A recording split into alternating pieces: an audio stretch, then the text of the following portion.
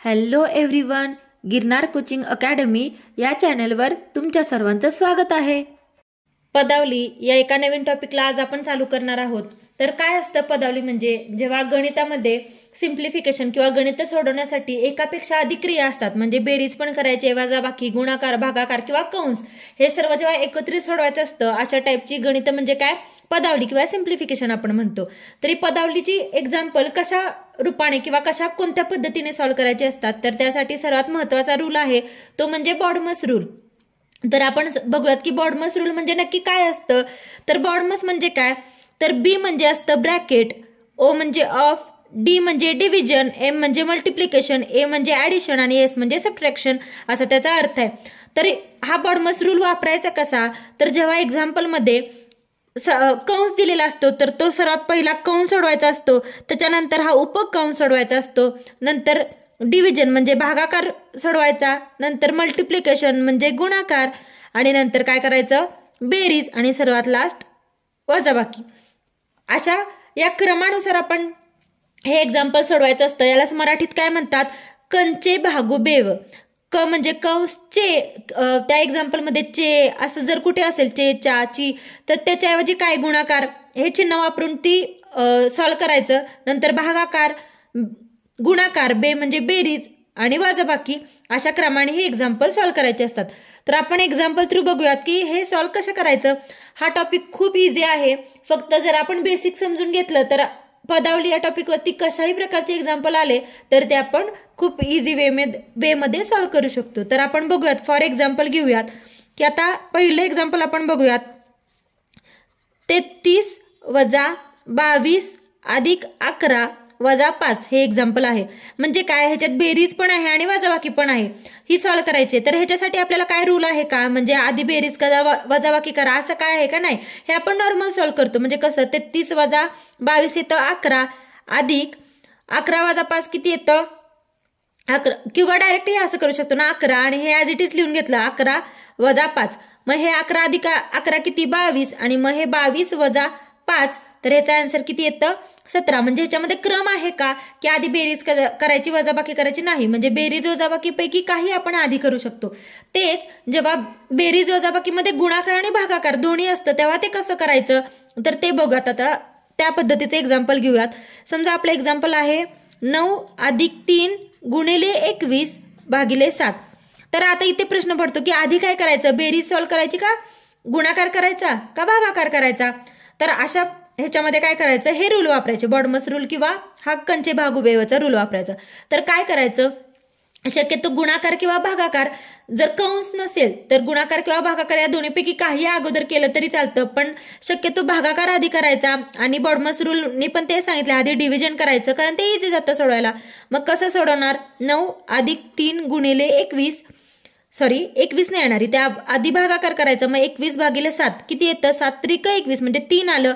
मग आपण करणार गुणाकार म्हणजे 9 अधिक हे 3 आणि 3 3 त्रिक 9, मग 9 अधिक 9 किती येतं, तर ह्याचं उत्तर काय येणार 18। पुढचं एक्झाम्पल बघूया, 35 भागिले 5 गुणिले 2 अधिक 4 वजा 2 असे एक्झाम्पल आहे। मग बॉडमस रूल आपल्याला काय सांगतो, पहिला ब्रॅकेट म्हणजे कंस आहे का बघा, उपकंस आहे का बघा, आहे का कंसही नाही उपकंस नाही, त्याच्यानंतर काय करायचं BOD, डी म्हणजे काय डिव्हिजन म्हणजे भागाकार, आपण लिहून घेऊया वाटलंच म्हणजे आपल्याला समजायला इझी जाईल। BODMAS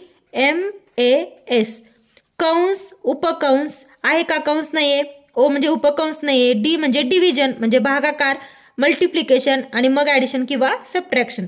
तर कंस नाहीये उपकंस नाहीये, नंतर काय भागाकार, मग ह्याच्यामध्ये भागाकार आहे का, हो आहे। मग काय 35 भागिले 5 काय येतं, 35 ला 5 ने भागल्यावर येतं 7, 7 5 35 गुणिले 2 अधिक 4 वजा 2 म्हणजे ह्या बाकीच्या ज्या टर्म आहेत त्या आपण ॲज इट इज लिहून घेतल्या।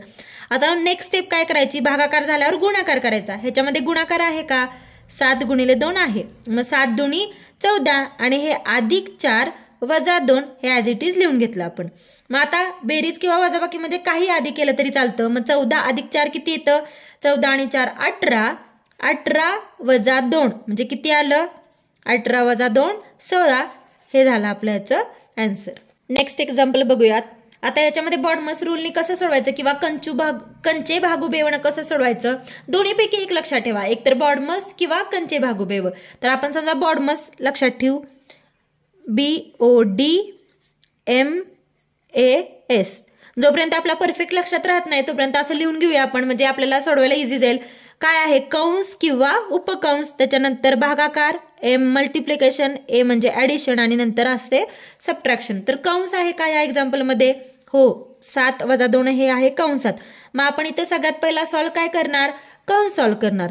मग 35 गुणिले 7 - 2 किती येतं, 5, आणि बाकीच्या टर्म ऍज इट इज आपण लिहून घेऊ, 18/2. मग आता पहिला कंस झाला, त्याच्यानंतर काय सॉल्व करायचं आहे, भागाकार. मग इथे भागाकार काय आहे, 18/9. मग 35 गुणिले 5 ऍज इट इज लिहिलं, चिन्ह काय आहे नंतर अधिक. मग 18/9 किती येतं, 9 दुनी 18, म्हणजे याचा आन्सर काय आलं 2. आता पुढची स्टेप काय करायची, भागाकार झाला, आता गुणाकार करायचा. मग 35 गुणिले 5 यांचा गुणाकार किती येतो, 5 - 5 = 25, 2 5 त्रिक 15 आणि 2 17, म्हणजे याचा आन्सर आला 175 अधिक 2. मग आता बेरीज करायची, 175 अधिक 2 येते 177. हे झालं आपलं याचं आन्सर 177. आता एक्झामला कशा प्रकारे प्रश्न आलेले ते बघूयात. 9 अधिक 9 गुणिले 9 वजा 9 भागिले 9 ची किंमत किती, आणि हे 4 खाली आपल्याला ऑप्शन्स दिलेत. हा प्रश्न PSI 2013 ला विचारला गेला होता. तर आधी आपण प्रश्न लिहून घेऊयात. काय आहे, 9 अधिक 9 गुणिले 9 वजा 9 भागिले 9. तर आता कशा पद्धतीने सॉल्व करायचा, आपल्याला माहिती आहे बॉडमस रूल काय सांगतो की आधी भागाकार करा मग गुणाकार करा. पण जेव्हा आता रूल तर आपल्याला समजलाय कोणत्या स्टेप्सनी करायचं असतं, भागाकार, गुणाकार, बेरीज, वजाबाकी. पण शक्यतो भागाकार जर कंस नसेल त्या एक्झाम्पलमध्ये तर गुणाकार किंवा भागाकार या दोघीपैकी कोणतीही स्टेप्स आधी केली तरी चालते. मग आता इथं आहे गुणाकार आणि भागाकार आहे, तर दोन्हीपैकी काही आधी केलं किंवा सोबत केलं तरी चालतं. आता आपल्याला एवढं एक्झाममध्ये टाइम नसतं की आपण सेपरेट स्टेप बाय स्टेप करू, तर अशा वेळी काय करायचं, कंस नाहीये मग काय करायचं, गुणाकार भागाकार एका वेळी करायचा. मग 9 अधिक 9 गुणिले 9 किती येतं, 81 वजा 9 भागिले 9 किती येतं, 1. म्हणजे एका वेळी 2 स्टेप केल्या आपण.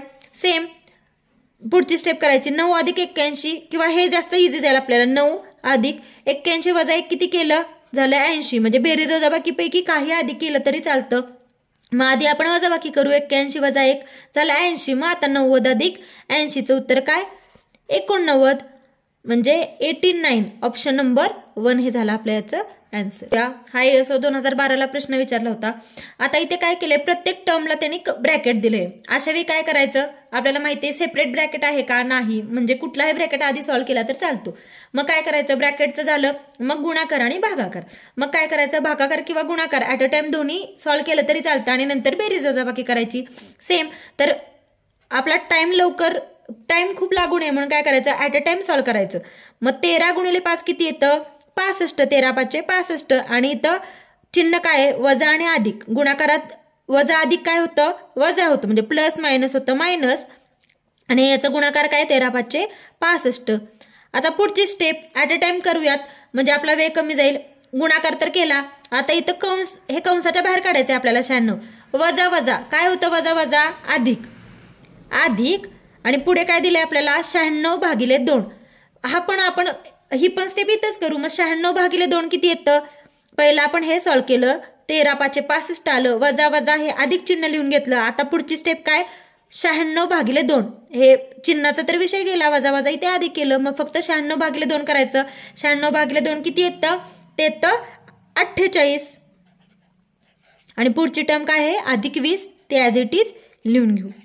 म्हणजे 2-3 स्टेप झाल्या आपल्या इथे, वेळ वाचतोय. गुणाकार पण केला, भागाकार पण केला आणि साइन पण चेंज केलं, वजा वजा अधिक केलं. आता आपल्याला सॉल्व्ह करायला खूप इझी आहे. 65 आणि 48 मोठे संख्येचं चिन्ह काय आहे, वजा, म्हणजे या दोघांचे होणार वजाबाकी. मग 65 वजा 48 काय येतं, वजा 17.